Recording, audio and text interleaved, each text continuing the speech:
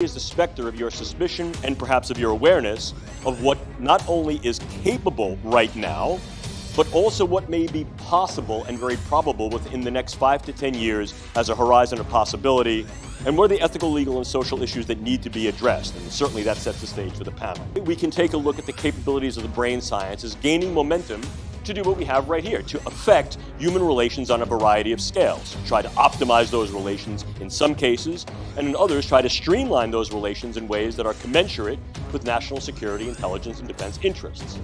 And in so doing, we may also recognize the capability and real probability to increasingly harness the value of neuroscientific tools and technologies to then be able to influence various postures, stances that are affected by individuals' brains through their functions of cognitions, emotions, and behaviors with regard to those things that realm within the operational sphere of both politics and the military. What we also need to understand is that this is also being supported by a variety of funds, some governmental, NSF, NIH, some DoD, some philanthropic. If we look at where neuroscience was in 2008 versus what it was in 2014, we see that that capability delta has rendered the neurosciences very viable for their use in intelligence operations. The more we know about the way people think and tick, the more we may be able to develop those techniques and technologies to alter the way they think and tick. A key example of this latter function exists within a DARPA program called Neural Networks, or Narrative Networks. The program manager there was Bill Casebeer, currently at Lockheed, that specifically used methods of the brain sciences and interaction with a variety of neuroscientific laboratories to develop a deeper and keener understanding of the way brains work, to be able to develop insights to the way people think and how they can be influenced through information management and psychological operations to therefore mitigate volatility to violence and aggression. That's the soft stuff. Neuroscience can also be used as more conventional hard weapons, and here they fall primarily into the key domains that are best known to us, those areas that work in bioweapons in general. And this is primarily chemicals, biologicals, and devices. Or, as we like to say, drugs, bugs, toxins, and tools. One of the issues that comes up here over and over again is what represents a prototypic individual from a given culture. However, what we are finding is that within particular culture, cultural groups, and even contexts of social groups, individuals can indeed be prototypic and as a consequence can be used paradigmatically to assess one brain, compare with other brains that are prototypic and paradigmatic for that group, and therefore make generalizations about the way certain brains will work of those types of individuals who may have key biological characteristics, social characteristics, and psychological characteristics within that group. Is there a level of abstraction that needs to be engaged here? Yes. Are we actually modeling what that level of abstraction is so we can develop a quasi-calculus to determine what a ratio delta is for what their brains are doing and what they're doing? So as we're able to have what's called an extrapolation factor? Indeed we are. The realities of what I'm telling you here are not science fiction, they are science fact that are poised for operational engagement within the next 60 calendar months. We can modify these sensory to essentially make an individual have what's called bat ear, dog's nose, bird's eye. So what we can do is we can take the normal individual that exists within what we'll call a Gaussian distribution of normal physiological range of performance, what I can see, what I can hear, what I can smell, and what I can touch. We'll be able to modify that. So now we may have an individual who is now able to see on a broader spectrum of light, an individual who can see into the infrared or ultraviolet range, or more accurately at a distance, an individual who can hear hypersonically or ultrasonically, an individual who has higher tactile sensibilities and sensitivities.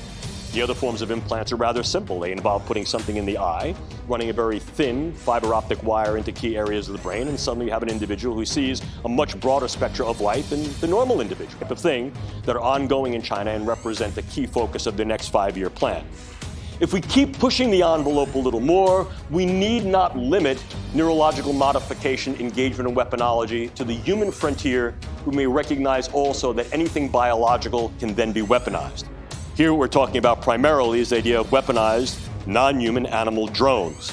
I take a particular thing, I strap it onto my bug, I infiltrate that bug's nervous system, and I control the way it moves. By controlling the way it moves, I control the way it goes. I control its wings pattern. I control where it hovers, where it flies, where it articulates.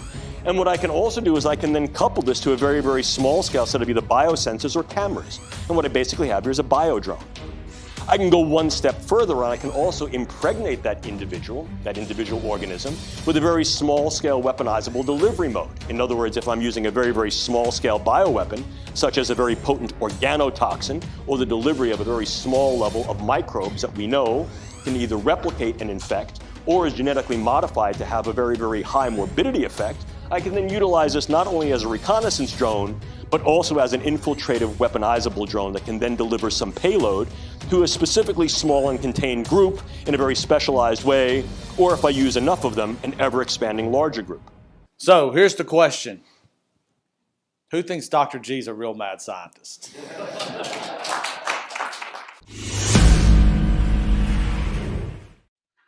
Welcome to another Wednesday Night Live, folks. Give me 1 second here. I'm going to...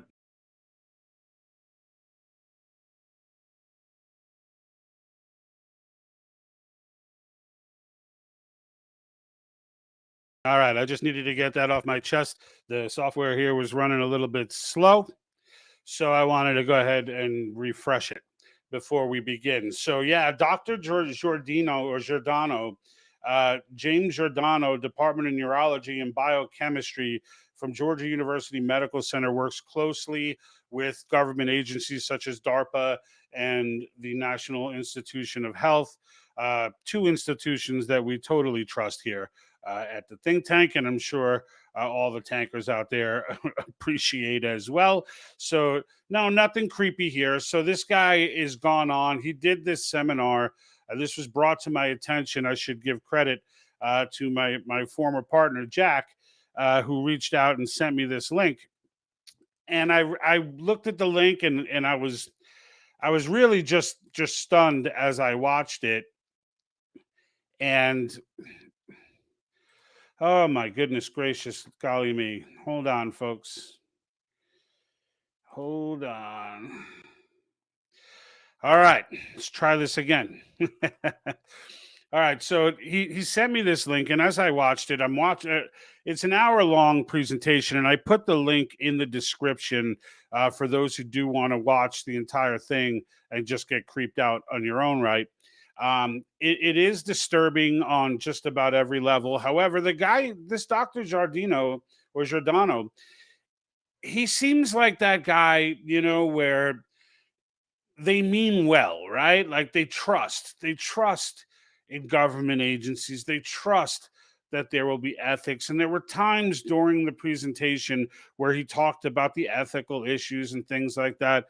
But he talked about them in a way where he didn't think there was going to be all that challenging, in a sense of violating them. And I just, if you watch it for yourself, you'll see what I mean. And I have some clips from him as well. Before I go ahead and jump into his clips and the different parts of that segment, I do want to remind everybody that most of the individuals who watch this show during its stream or even afterwards do not follow. So I am going to ask you, whatever platform you're watching on, whether it's YouTube, Facebook, Twitch, or Rumble, to try and hit that subscribe. Don't try, just smash that subscribe or follow button right now to get it out of the way. It greatly helps the broadcast and my podcast from continuing to get this information out to you folks.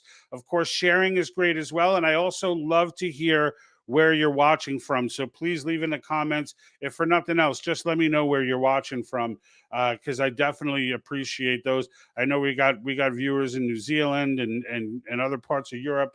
I had Kazakhstan at one point. So I definitely like to engage and see that as well. And as always, lastly, anyone who has questions about an Article 5 convention, regardless of the topic I may be talking about at a given time, please, on the live broadcast, just bring it up, throw it out there. I will highlight it and answer the question. I invite people all the time to the live broadcast in different comment sections of different posts and videos so that they can engage in that way. So now on to Dr. James Giordano. So, all right, so he he basically goes on in this lecture to explain to us, and this was done, keep this in mind, in 2016. So if you watch the ticker and the clips that I took from that presentation, the ticker, he makes it clear that this is not science fiction, this is science fact, and will likely be fully operational in 60 calendar months, which would be, 2 years ago. So as we explore how creepy this technology is, and how dangerous it is in the hands of the military industrial complex, it's truly frightening, because you wouldn't know, right? They've experimented on civilians how many times in history, from the Tuskegee project to, Philadelphia experiment, and I mean, it goes on. There's a list. There's dozens, literally dozens of examples, and so it does kind of freak you out a little bit if you understand the history. And so what they're doing and what they're talking about is, he's a neuroscientist getting into how far they've come with respect to neurotechnology, meaning brain science, okay? How ways that they can manipulate the brain, and ways that they can, that they can basically do anything from make an individual more docile, right? So if there's, just think of the uses, right? Now, he explains a lot of military uses. Those aren't the uses that go through my mind, right? The uses that go through my mind are like, there's a large Trump rally, and, they want these people placid and morbid. So they release something into, either into the soft drinks, or however they want to deploy, right? And now they're talking about being able to dispense vaccines via airborne, um, dispensing them through the air, like through the nasal. So God forbid that ever became a thing. Like, and so they use this technology to make people more docile, in their sense, to make them compliant in interrogations, to make them more susceptible to questioning. They can use these things to try and enhance capabilities. All of this is brain manipulation, and in almost every case that he describes, there's not a lot of this that's understood by the poor sap that takes it. Let me just give you an intro of what I'm talking about from his work. What I'll try to do is at least raise the specter of your suspicion. Sorry, that was the intro of the video. We can take a look at the capabilities of the brain sciences gaining momentum to do what we have right here, to affect human relations on a variety of scales, try to optimize those relations in some cases, and in others try to streamline those relations in ways that are commensurate with national security, intelligence, and defense interests. And in so doing, we may also recognize the capability and real probability to increasingly harness the value of neuroscientific tools and technologies to then be able to influence various postures, stances that are affected by individuals' brains through their functions of cognitions, emotions, and behaviors with regard to those things that realm within the operational sphere of both politics and the military. All right, so I mean, he does speak in a lot of neuroscientist type jargon, but I think you get the gist of what he's talking about there, right? Like what he's talking about is the ability to take people who are feeling a certain way and be able to manipulate and change the way that that person is feeling or thinking.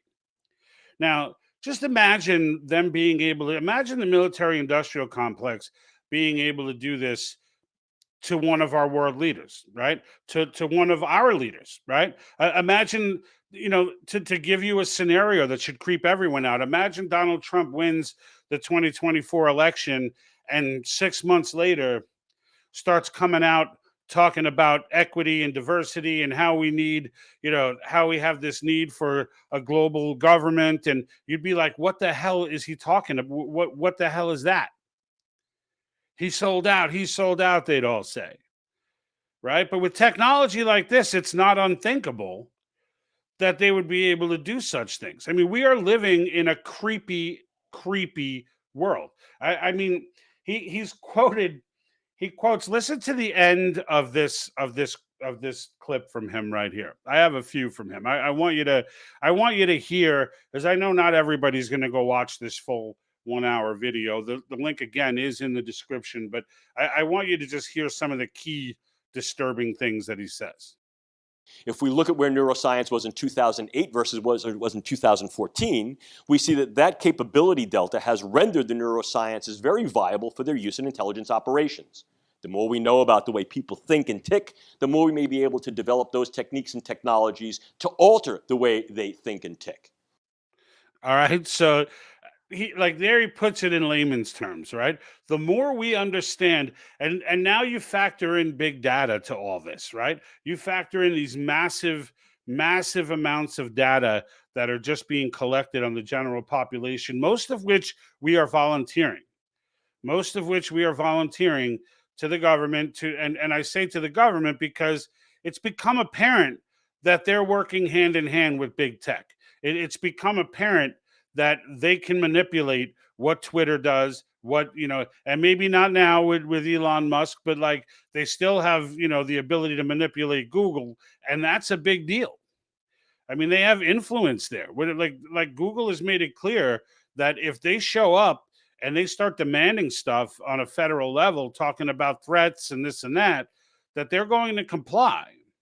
So and frankly, like, look, I just got suspended again. I won my appeal, right, for the video I put out right after last week's live.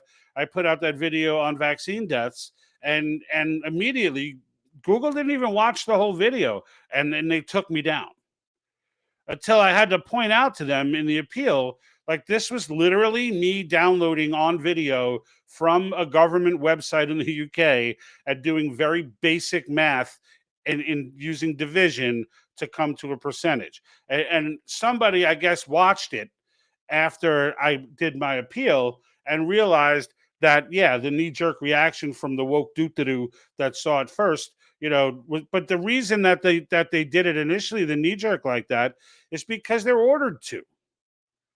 That's the world we're living in, right? So with these people having this kind of control and having this kind of technology, I mean, you won't even know.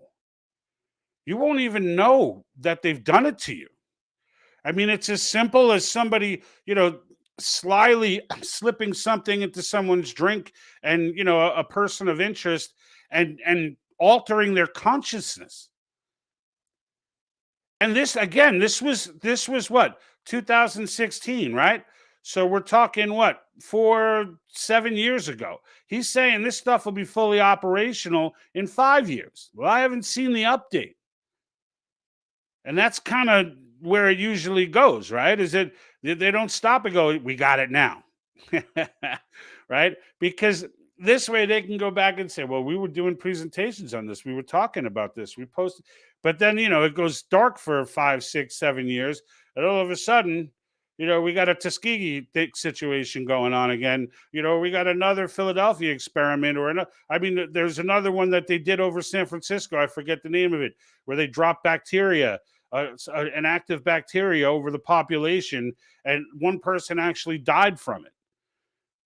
I mean, there's no shortage of examples in history of the government doing these types of bizarre, just using the citizenry as subjects in some sick experiment. But I don't think this would be an experiment. These people are working directly. This is DARPA who's showing interest in this. This isn't like, this isn't urban development. This is DARPA showing interest in this. And he makes it clear a few times, China's working hard on this stuff too. So are other countries. Yeah, I could bet they are in it, but China doesn't work hard on anything. What China's doing is taking their people who have likely infiltrated the hell out of DARPA and just funneling that tech back. They're probably on this guy's medical team. Just funneling that information back as soon as it gets created. I mean, it's just next level creepy. And, with all the talk that we're doing now about AI and things like that, this is far more. I mean, barring actual Terminator style robots attacking, the civilian population. And even then, at least we'd know we were being attacked and we could stage a front to fight back, right? At least we would know. I mean, in this situation, you wouldn't even know. Everybody's minds would just start changing. Like, everybody would just start thinking differently and would not even realize. They would think it was organic. I mean, if this doesn't need a national spotlight, I don't know what does. And we all sit here worried about different things, and there's a lot to worry about, folks, right? I try not to focus on all the minutia because I look at it all as symptoms, and I look at Article 5 as the cure. So I try not to go too deep into everything being, every little, thing that goes on. But this doesn't appear to be a little thing to me. Like this appears to be a holy crap thing where, people need to, now we've all heard pieces and bits of stuff like this going on. That video should have had millions of views, millions. And I think it had like 1,500 or something. It might have had more than that. I don't know. But it wasn't millions. It wasn't millions. And that's the thing I find more and more as I go and look into things and I go and I see informative stuff of people trying to sound an alarm on something. And this guy wasn't trying to sound an alarm. He was just letting you know, here it is. Right. And that was kind of my point, is that this guy thinks like this guy is probably not a bad human being. Like I don't think this guy sits in the chair of evil. I think he's just doesn't know the chair of evil is a thing. I think he just doesn't know that these organizations like DARPA and the other alphabet soup agencies, CIA, DHS, etc. I think he trusts them.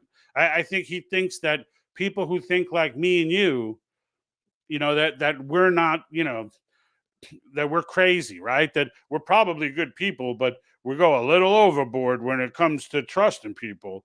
Right. And now, like in a day and age where the government and its agencies have done nothing, I mean, nothing to earn our trust. I cannot wait until the convention is called to start shutting a lot of these agencies down. Right. That's a big part of the government overreach amendments, is shutting down regulatory agencies and other agencies that have proven to be corrupt and volatile or unnecessary. Right. That's a big part of it. And I can't wait. That and term limits to start getting rid of some of these deep state creepy people, right? Those things are things I can't wait for. But in the meantime, here we are. In the meantime, here we are with a creepy military industrial complex who has been doing nothing but activating wars since its inception, with the only break being Donald Trump's presidency. God bless him for that. I mean, if for nothing else, if someone were on the fence about voting for Donald Trump, let that be your fuel, right? And I know a lot of you say, well, I thought you liked DeSantis. I do like DeSantis. But in the end, like, I can like both of them, right? I don't have to hate one, right? I don't need to be in that camp. I don't need to be in that camp. I mean, it looks to me like there's no way someone's overcoming Donald Trump right now. And the more they prosecute him, the more that gets solidified as being the case. But that doesn't mean I have to hate DeSantis, right? But can you imagine? Can you imagine if they turned around and were able to slip something in Trump's drink, or whatever, something programmed for him, right? That would alter his consciousness, and we're able to manipulate him into doing some stuff that would clearly be out of character for him. I mean, that's kind of freaking scary. And here's another piece. So what is this? The fifth? 1, 2, 3, 4. So it should be right. Let me see here. All right, I have 6 things written down and 5 clips. So I'm going to give the last one a shot. So they actually talk about being able to manipulate not just an individual, but a group of individuals, as their studies have shown. Groups of individuals, in particular, different cultures, tend to think alike.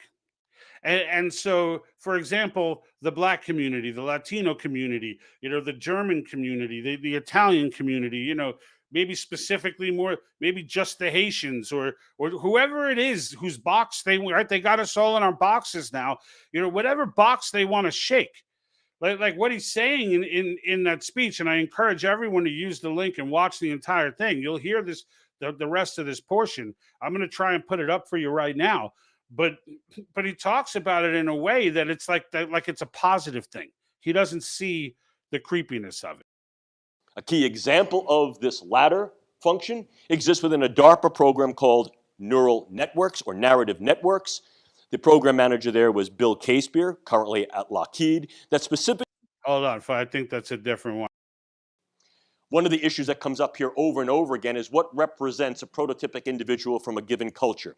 However, what we are finding is that within particular culture, cultural groups, and even contexts of social groups, individuals can indeed be prototypic and as a consequence can be used paradigmatically to assess one brain, compare with other brains that are prototypic and paradigmatic for that group, and therefore make generalizations about the way certain brains will work of those types of individuals who may have key biological characteristics, social characteristics, and psychological characteristics within that group. Is there a level of abstraction that needs to be engaged here? Yes. Are we actually modeling what that level of abstraction is so we can develop a quasi-calculus to determine what a ratio delta is for what their brains are doing and what they're doing? So as we're able to have what's called an extrapolation factor? Indeed we are. All right, so just to wrap your head about what he said there at the end, as he started getting all freaking neuroscience on us again, what he was explaining is that are there contingencies that we have to, again, this is 7 years ago. He's like, are there contingencies in these cultures that that we have to account for? Yes. Are we aggressively going out to try and measure these contingencies and account for them? Yes. And so just again, look at the application here, right? So now you're talking about being able to say, you know what? It's just like now, right? When some incident happens, right? A cop, shoots a white cop shoots a black person, or or some triggering event happens that can be used, right? They turn the machine on, the media comes out, right? The Marxists all come marching, right? Black Lives Matter leading the Marxist charge, and that's it. And all of a sudden, we got a national incident on our hands. Well, imagine if they were able to just create those incidents. They didn't have to wait for something to happen in the news that they could blow out of proportion and turn everyone against each other. Imagine they could just do it like at will, like schedule it, right? Like you know what? Like a week before the election, let's go ahead and trigger the Latino community. All right, we're going to get this group right here, this group of, conservative, whatever. We're going to get them to say some, we're going to manipulate them to say some really crazy stuff. And we're going to use that we'll be ready with our cameras to get it on tape. And then we're going to use it to start a race riot a week before an election, or a week before whatever, or on the day of, right? Whatever. Like imagine that level of manipulation. I mean, that's wild. Like that's completely freaking wild. Now, I mean, he talks about other types of things like weaponizing insects so that they can actually send, like, imagine being in a room, right? Like think of like The Godfather, right? Where or Goodfellas, even better, where they talk about like how Paulie never gets on the phone, right? So someone has to go to a payphone to make a call, to kind of like, he only talks in person for the most part, right?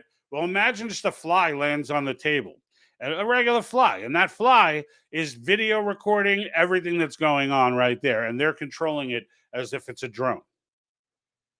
Like he literally talks about that in this presentation, and talks about it in a way that, again, like look at what we could do, like yay.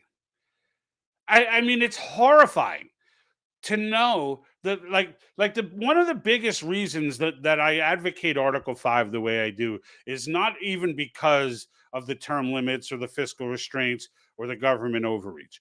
It's because of this relationship between the people and the government, right? Like if we let these people continue and we think we're going to elect our way out of it, like we just keep voting for people and then wondering why nothing changes. Like if we continue down that cycle, it's over. It's over. And it won't matter if Donald Trump is president or who's president. It may make people feel a little better, but the change that is necessary is with the relationship between the people and the federal government. And the reality of the matter is, we created the federal government. The states created the federal government. The federal government did not create the states. And at some point, and this is what Article 5 is for, at some point, that relationship needs to be put back in check. That's what has to happen. And this is the vehicle to do it. Because as long as they're calling the shots with no fear of us being able to impose anything outside of an election, right? I mean, many of us understand that there's a good chance some of these elections are not, many of us are on the fence or fully bought in, right? That the, the elections are they really even freaking legit anymore? We don't even know. We don't even know like the element of manipulation that goes on in the mind screwing, really, that's been going on for 70 years now. Like, there's no path to elect our way out of this. There's no path. Creepy people, or even good people, like I said, this guy seems like a good guy. And I believe when I listen to him, and you may as well, that he's not the guy who's like saying, ha, ha, ha, look what we can use. He's the guy that when the technology is fully formulated, gets kicked to the curb and is angry at the government. And like most Marxists would be, if the country ever did go Marxist, they would just kick these people to the curb. And they'd all be angry. I didn't see this coming. This is ridiculous. I gave my life to this. He's that guy. That's how I see him. And most people who help along with this stuff, they feel like they're doing this really important work. They feel like they're doing this, like they're really going to make a difference, and they will make a difference. Let there be no mistake. They will make a difference. The question is it a difference for good, or is it they make a difference for evil? And I think it's very clear, right? I mean, I don't know how many sci-fi movies you need to watch to know that this doesn't end well, that this type of technology does not end well. And now you're given this kind of power to an organization who no one trusts, okay? And when I say organization, I don't mean just DARPA. I mean the entire federal government. Raise your hand if you have faith in the federal government. I will tell you firsthand, I don't, and I know that the vast majority of my viewers don't. I know that to be true. I mean, I talk to you guys, right? I'm messaging, I comment, I respond to comments, the whole nine. I know that we don't trust the government, and all polls show that Americans, even Democrat voters, don't trust the government. Nobody trusts the government, but yet they've got this kind of technology that they're gonna research and develop. Ethics is, but does anyone really think that ethics are gonna stop them from moving to another phase where it may be questionable? Right? I mean, I don't know, but I look at it and I just go nuts. Like, so Daisy, how are you today over at YouTube? That guy is a mental case himself. Anybody that thinks they can do people like this is sick in their minds, no regard for another's life. Yeah, I agree with that too. When I say he's a good guy, I'm speaking in terms of, like, whenever people, whenever you get these scientists out there, who are pursuing something that everyone else sees clearly to be disturbing, and except for them, right? They always, generally in their everyday life, they're good people. But when it comes to this mission that they're on, they can't see. They can't see the evil that this is doing. Like, what this guy is thinking with this technology is like, hey, imagine being able to send a fly, or even a team of flies, into a Russian embassy, or into, to get intel on blah, blah, blah, blah. Or, if there's a hostage situation, imagine being able to save the people by getting all the intel, by being able to do this and that, like enhancing a soldier to be able to go in. Like, he's thinking of it that way. He's not thinking like we are, where, what we envision when we hear this is like a group of stormtroopers, with enhanced capabilities, storming the streets to do harm to the people, or surveillance going on American citizens, utilizing things like insects and other stuff that you would never ever be able to detect, right? But this guy doesn't think that way, right? This guy don't think that way. Norm Sanders over on Facebook, definitely don't trust the government. Right, we don't, Norm. We don't. Everyone knows that, right? Everyone knows that we don't trust the government. Why on earth is this, like, why does this video has not gone viral? Why have I not seen this?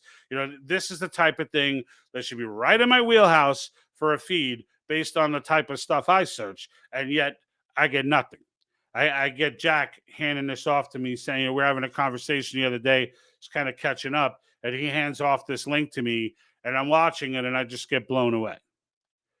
And now I'm watching this video from Roman Balmakov from Epic Times. If you guys aren't subscribed to Epic Times, you are doing yourself, like, cancel some other streaming subscription that you're not following or whatever and get on with Epic Times, because they break news. It's not, and they break news that other organizations don't even talk about. Right. And this was one of them where they were talking about an aerosol version of vaccine. Yale University, you can look this one up. Yale University has now claimed that they successfully have vaccinated rats via the air. You can only imagine the creepy implications that can have, right?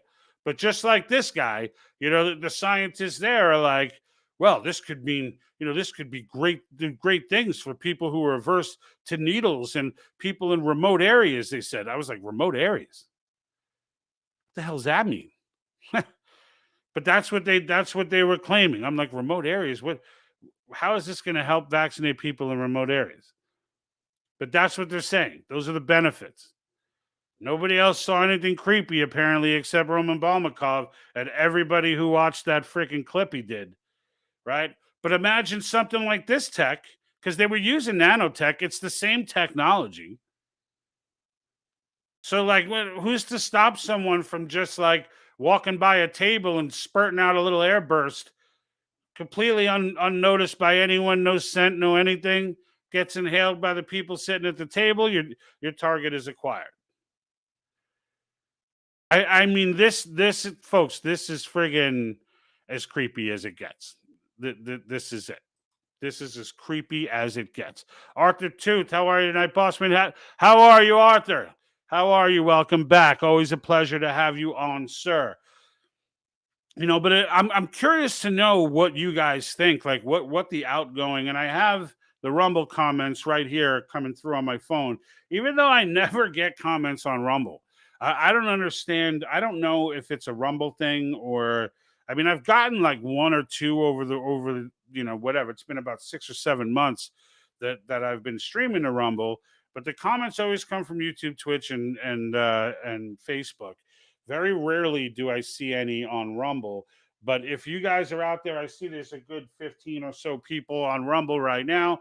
So, let me know, even if it's just to let me know where you guys are watching from. See, the comments help distribution, right? When a video gets a lot of comments, they don't look at what the comment is. They look at, they look at, oh, all right, this got this many comments from this many unique people, and they start to distribute the video. Like last week, I think, all praise, I think the shadow ban may be slightly lifted from at least on the Facebook front.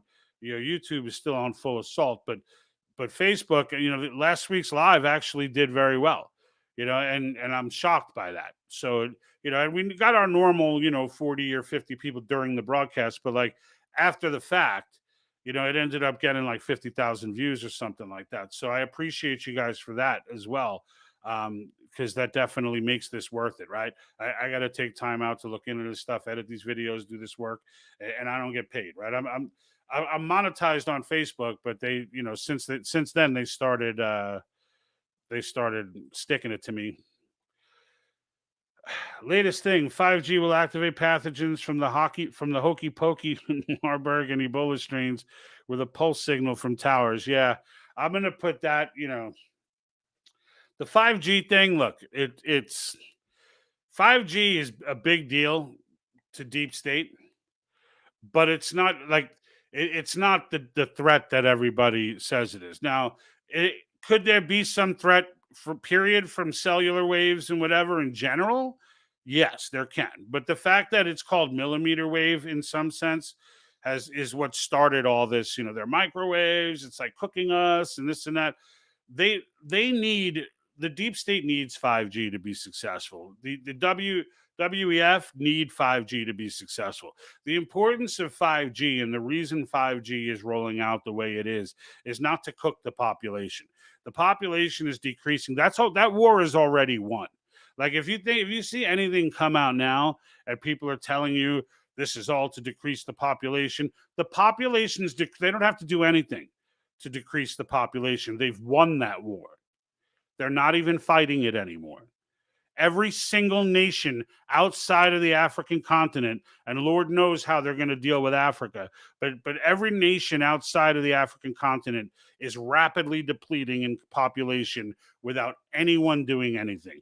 They've convinced our societies through things like abortion and birth control and other methodologies that have been embedded in the culture that we're now not producing enough children to sustain the population. They don't have to sterilize anybody. They don't have to do any of that stuff. They don't have to do any of it. That war is already won. So, like, just to put that in perspective, because I still do see that a lot. I see a lot of people saying the reason they're doing this or the reason they're doing that is to depopulate. And it's like, no, they've already succeeded there. In Japan, for over a decade, adult diapers are outselling children's baby diapers. Okay. And that's becoming the case in most countries. The United States, you need 2.1 children per woman in order to sustain a population. Okay. In order to keep your population where it is or slightly grow it. 3 children, you get to that level, now you're growing your population. The United States right now is at like 1.7, 1.6, somewhere in that scope. China, however, is at like 0.7. So, and right there alone, just with China, they're projected at the current rate to half in population by the time 2050 rolls around. Now, look at the population of China, and that's more than enough. That's more than the population of the United States gone. And no one has to do a thing. You don't have to send out a funky vaccine. You don't have to do anything. You just have to sit back and let everybody keep doing what they're doing. The only continent that has not followed that schemata is Africa. They're still pumping them out. They don't care over there. And God bless them. God bless them. Because in the end, they may be all that we got left.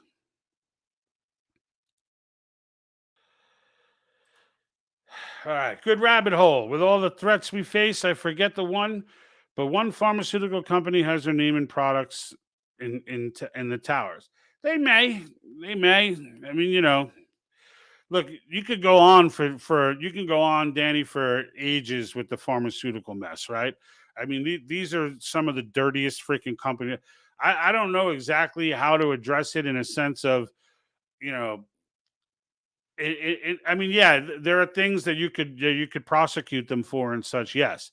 But how to handle the overall issue of developing drugs and being able to develop, truly helpful stuff and not stuff, and looking for cures, right? Which they don't do, and if someone does find one, they mysteriously disappear before it ever makes it, So addressing that issue is probably, I mean, it's something that we have to look at, because clearly the private sector, as much as I love it, and as much clearly, there's an element here of pure evil, and it's, how to mitigate that. I mean, I'd have to sit down and really start to get into it, because it scares the death out of me either way. Even trying to mitigate it, like, that would be so anti-American. In the sense of, now what? What do you nationalize it? Like, that doesn't sound good, So that there's an element where you got to leave it in the private sector, but how do we make sure, right, that the right things are being, and maybe the answer is, they've got to fund, mandatory, so that there's no conditions or strings attached, that they have to fund, any pharmaceutical company making more than X amount of dollars, right? So the startups can still happen, making X amount of dollars and have demonstrated success need to funnel, money into, university research and things like that without there being strings attached, right? Like there's just a trigger mechanism that gives them the money. I don't know. I'm making this stuff up as I go, but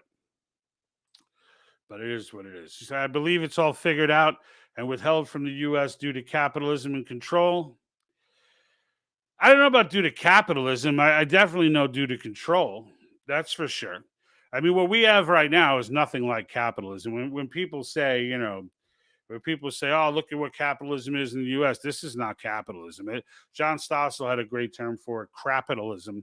That's much more analogous. What's going on now is very similar to socialism. It's much more similar to socialism than it is to capitalism.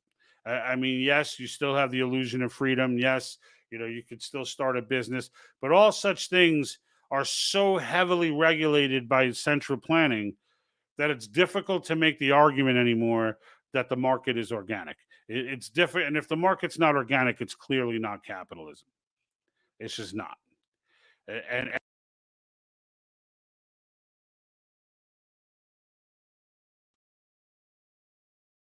this economy in a very long time. Very long. Right. But, but look, I just want to see something. Oh, so the 3A's. Let me see if I have this guy's. I had one more quote that I'm hoping I was able to get. I hope I successfully uploaded before, but I'm missing one, and I got a feeling this one might be it. Where he was talking about the delivery systems. Let me see if I can upload it as I go. Maybe I can without spazzing the whole system out.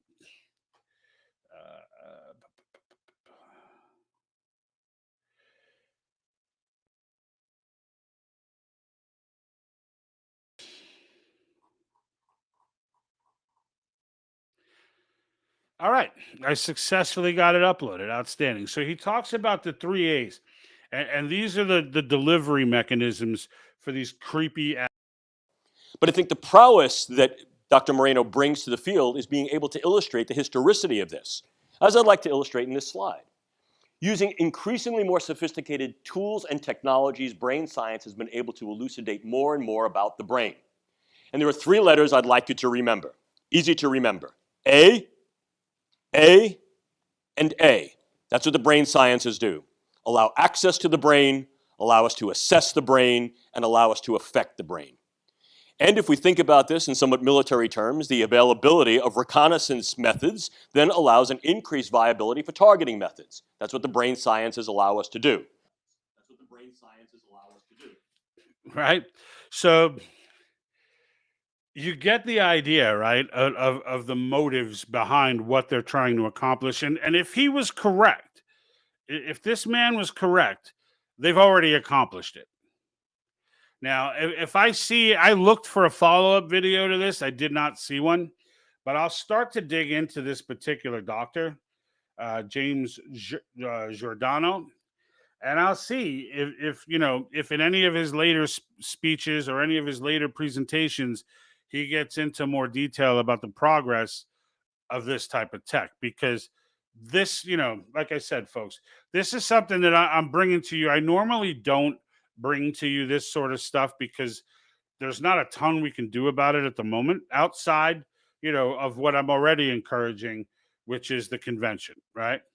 So we change that relationship between the government and the people, put the power seat back, put the people back in the power seat, and let the government start to wake up in the morning wondering what kind of creepy crap is going. Let them wonder what we're up to. Let them wonder what we want to do. Let them wonder, what power are we scrutinizing today? What are we at the border today? Like maybe we're angry about the border now. Are they going to call a convention?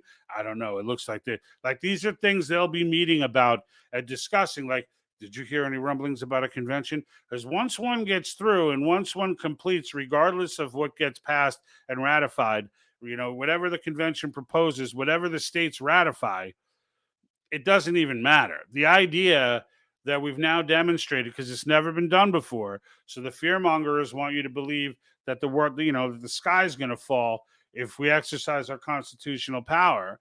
But they've run these simulations, and even in the simulation, people take it incredibly seriously. The state legislatures that are there, they take it incredibly seriously.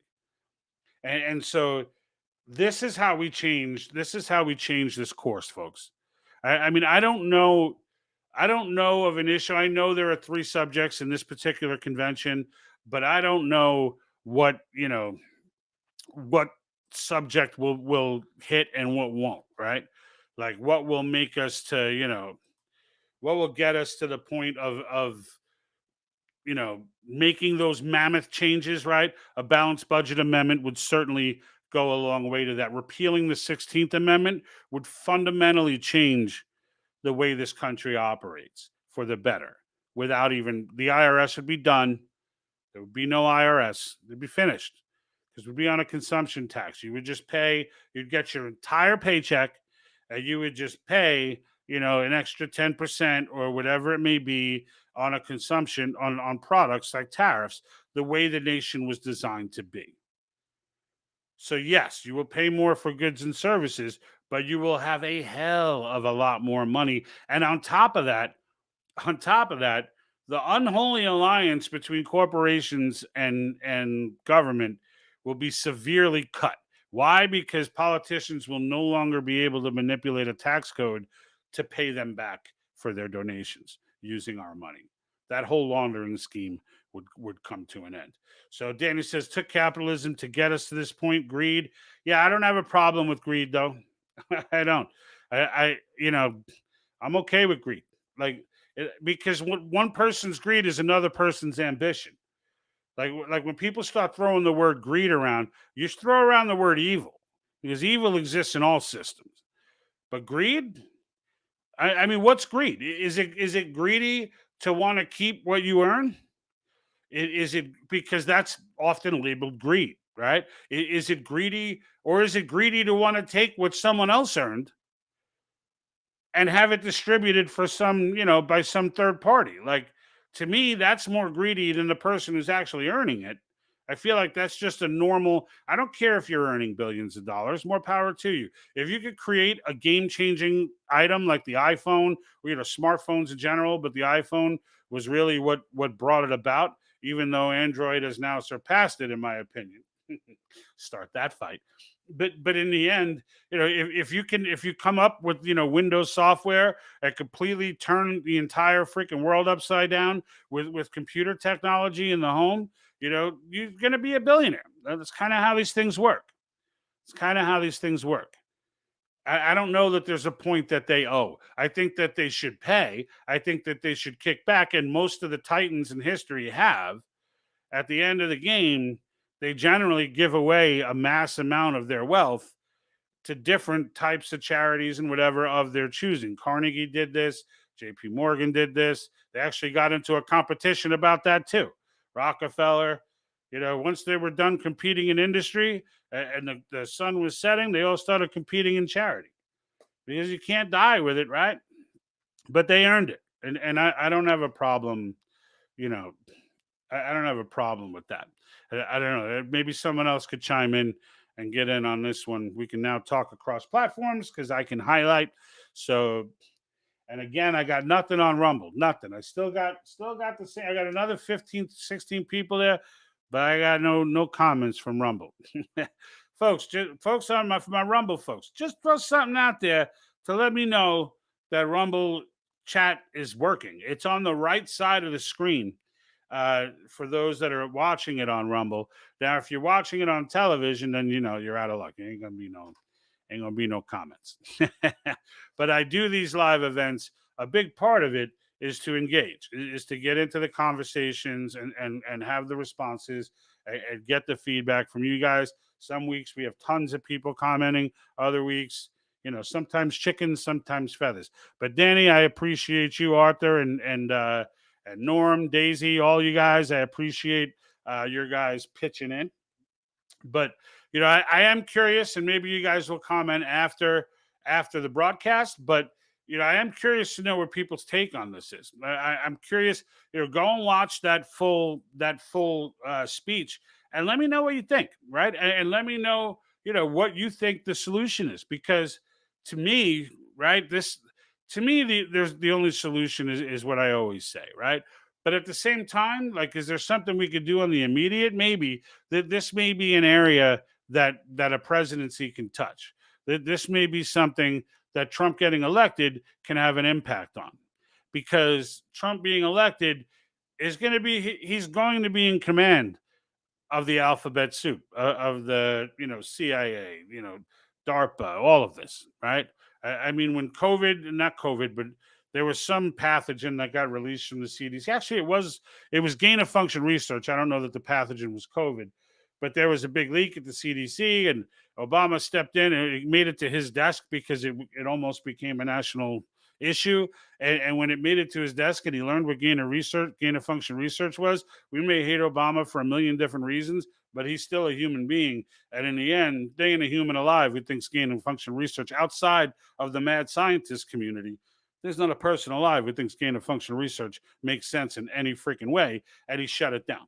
And he shut it down. And that's, that's generally what should happen, right? It's what should happen. All right, let me see what we got. All right, looks like I'm good on the comments. So the last piece I was going to talk about was the dispense mechanism, and I only got a few minutes left here, but it's the dispense mechanism for these pathogens, and doesn't have to be the creepy stuff that this dude's talking about. Yale University's talking about it being viable for vaccines, right? And where Balmakov was going with this, Roman Balmakov from Epoch Times, where he was going with it, was the potential possibility of this just becoming like a spray event to get 100% of the population, vaccinated. And just in reading the study myself, I don't see, we're a ways away from them being able to do something like that, I think. But, right, if that same research is going on with DARPA and Mr. What is it, Dr. Giordano, if these guys are out there researching the same delivery methods, then they would probably have them already. And Yale's just barking up. Yale's just celebrating something that DARPA invented friggin' 3 years ago, right? And that's what people should be creeped out about, right? So, but like in the end, right now, if they have it and they want to do it, can you stop them? Would you even know? I mean, would you, if a fly lands on your desk and the thing's jacked up with freaking cameras and is being controlled by a remote control, like how would you even know? Like every time you see a fly, you're going to be walking around freaking out. Like they're coming to get me, right? And then there's the old saying, just because you're paranoid doesn't mean they're not watching you. Right? So this is what we're up against, folks. So we need to be able to, look, the only thing we can do at this point is talk to each other and keep track of what's going on, right? And make these things visible to more and more people, right? A small podcast like mine, I might reach, a few thousand people on a hit. I might run, I run many thousands of people, but in the end, like many thousands of people, even last week's podcast reached about 57 or so thousand, probably more now. That's 57,000 sounds like a lot, but there might have been like 2,000 of those or 3,000 of those who really sat and put some time into watching the video. But you look at that, even if you wanted to look at the 57,000 number, I mean, in the scope of the nation, that's it's a drop in the bucket, right? It's a drop. I mean, even Tucker, you're right. He might get 20 million views, right? Which is a small percentile of the population that could have this information, right? So we just got to keep repeating it, putting it out to more channels, sharing it, getting it out there, giving people an understanding of the difference between science fiction and science as to what these people, not only what they can do, but what they're working on, what they want to do, right? Like the fact that this is a thing where they're working on this because they want this technology. I mean, that alone tells you, right? It reaffirms everything that makes you worry about deep state. Everything that makes you worry about industrial complex. This guy validates in what he thinks is a seemingly innocent conversation. He validates and goes on to scare the crap out of every single human being that will watch that. So it's just disturbing. I'm going to put together a little bit tighter of a video on this. I want to. I try. I mean, it's an hour video, and I'm trying to get through it and clipping it together. But I'm going to try to release a recorded video on it, just so that number one, they distribute better than the live events do, and number two, to kind of put it in a more articulate format, so it's not just it's not just me popping off, that I can, go through the time to edit and make sure it's cleaned up and kind of running well, to get the message out as well as I could. Because I think that this is one of those items that, you guys should be sharing. I'm sharing with you now. The more people that understand these types of things, the better, because this is exactly the type of technology that Klaus Schwab, all the way up to Xi Jinping, are absolutely salivating over with respect to their quest for world dominance. And it's something that we need to know, right? You can't go up against something unless you know that there's something to go up against. And right now, I think it's clear to everybody we got something to go up against. All right, so I'm coming up on the hour, folks. I see the comments are coming in a little bit slower today, so I'm going to take the opportunity. Last week, I was on for about an hour and 40 minutes. The comments were not stopping, so I'm going to take this this opportunity for a little bit of balance. But make sure that you join every Wednesday night. If you have not subscribed or followed, please make sure you smash that button now, before you forget, because I know as many times as there's a podcast that I watch and then I forget, and then they say it and I'm like, all right, I should do that now. Please do it now. You help the channel greatly. And don't forget to comment. That's one of the biggest things that will help the channel grow. All right. So it helps me. It's a free way. That's nothing out of your pocket. I only put out at max 2 videos a week. One of them is the Wednesday Night Live. So, and as always, if you have any questions about Article 5, drop it in the comments as well. I will absolutely get back to them. For those of you who comment, you know that I go through the comments and I respond. So I don't take that lightly. I appreciate, the blessing of people who are reaching out and helping this podcast move forward. Until And like that, he's gone.